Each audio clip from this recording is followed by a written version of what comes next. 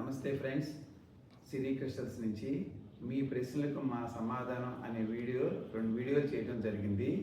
అది ఇంకా క్లారిటీ కోసం మీకోసం చాలామంది వాటి మీద ప్రశ్నలు అడుగుతున్నారు. వాళ్ళకి సమాధానం వితిన్ సెకండ్స్లో చెప్పడం జరుగుతుంది.